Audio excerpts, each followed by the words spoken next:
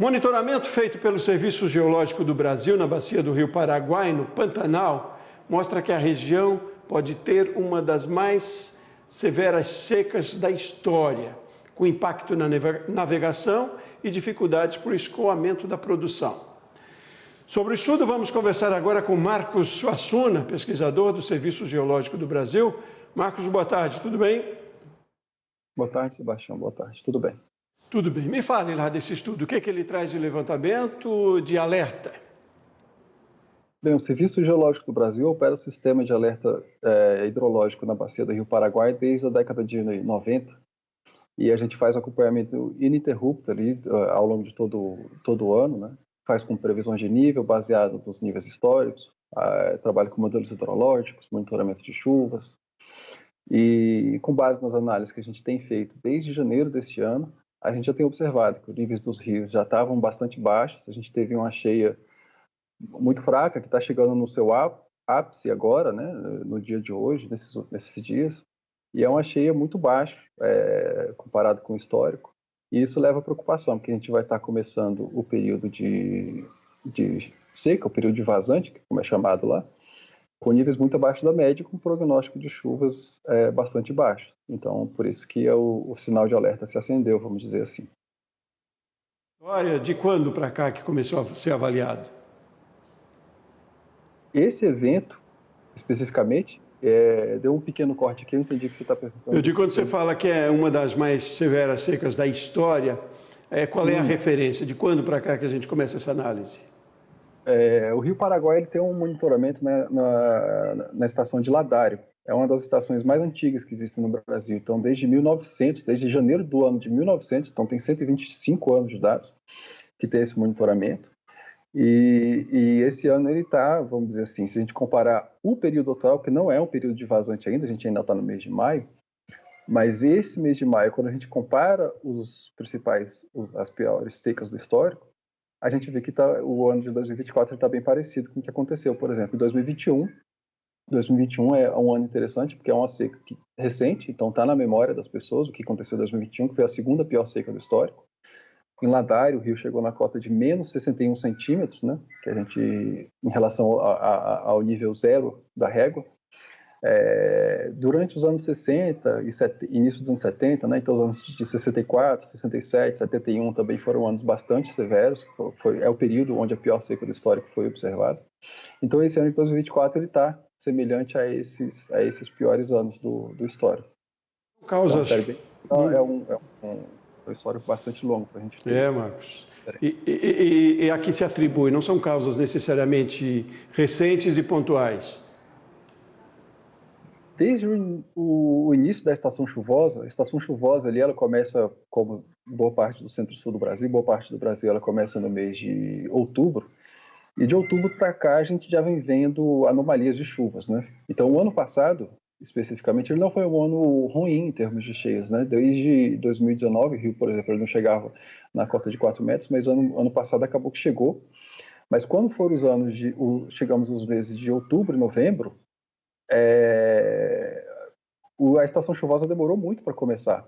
Isso inclusive, é consistente com os efeitos do fenômeno do El Niño, né? De ter que estava ativo no ano passado, de ter uma estação chuvosa começando mais tarde e de uma forma bastante lenta.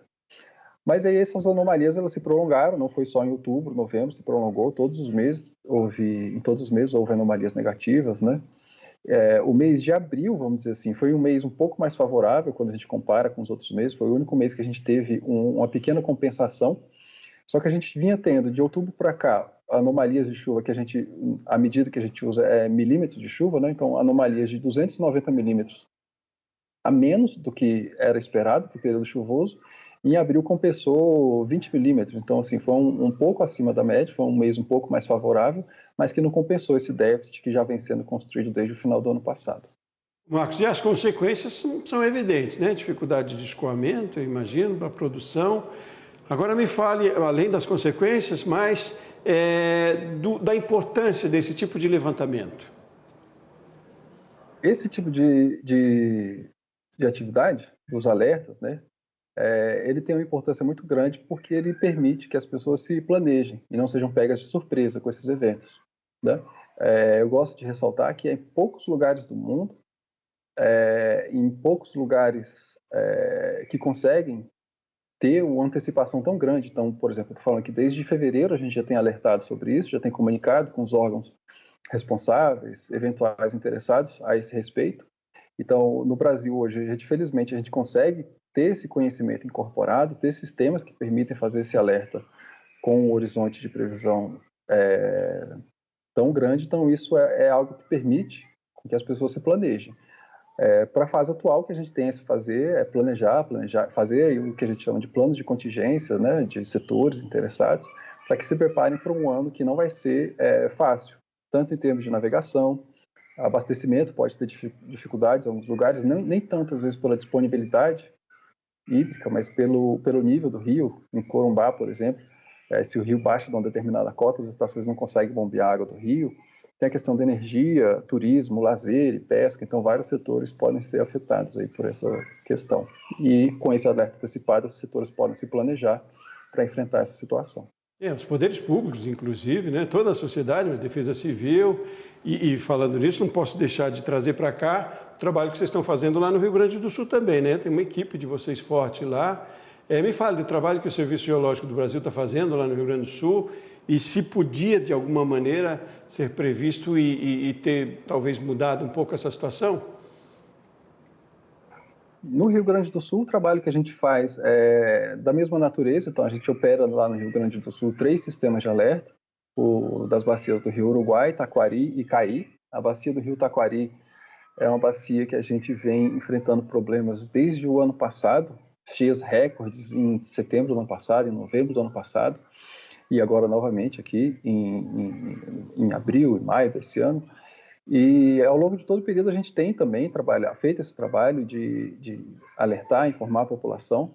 É claro que ali, pelo tipo de evento que acontece, são eventos que acontecem numa escala de tempo mais curta, a gente não consegue ter essa antecipação, por exemplo, como tem no Pantanal, que a gente consegue olhar meses à frente. Ali a gente faz a operação que a gente precisa acompanhar previsões de chuva e para poder fazer a emissão de alertas, então isso acontece mais no curto prazo.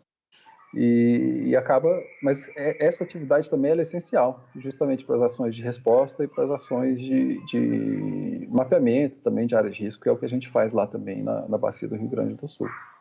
E agora, com a situação, com o que aconteceu, também estão fazendo um trabalho lá que pode servir para o futuro também, não é? Exatamente, as equipes estão fazendo o que lá no Rio Grande do Sul agora? A gente trabalha com o suporte às equipes de campo que estão fazendo as ações de resposta. Então a gente continua sem interrupção fazendo previsões de níveis. Agora mesmo a gente estava aqui trabalhando com a previsão do do Lago de Guaíba, né, para tentar fazer previsões de quando que esse rio pode restabelecer certa normalidade. A gente faz isso não sozinho, a gente faz isso em cooperação com várias instituições, dentre elas a própria Universidade Federal do Rio Grande do Sul, que tem trabalhado também fazendo previsões ali. Mas, para além disso, tem um trabalho bastante grande que a gente vem fazendo. Isso também não é sozinho, nada em desastre é feito sozinho, tudo é feito em cooperação. De identificação, mapeamento de áreas de risco, a gente faz esse trabalho junto com o INPE, com a própria Defesa Civil Nacional. E, em tempo real, a gente vem pegando imagens de satélite, obtendo essas imagens, processando essas imagens, e essas imagens são de grande utilidade, tanto agora, para realização de ações das equipes de campo, né, ações de resgate, por exemplo, mas também para mapeamento, identificação de áreas de risco, que serão essenciais para o planejamento urbano, para as diversas atividades, para investimentos em infraestrutura, para a identificação de áreas de risco ali no estado. Marcos Suassuna, pesquisador do Serviço Geológico do Brasil, muito obrigado pelas suas informações, parabéns pelo trabalho que vocês desenvolvem, Marcos. Eu que agradeço, Sebastião.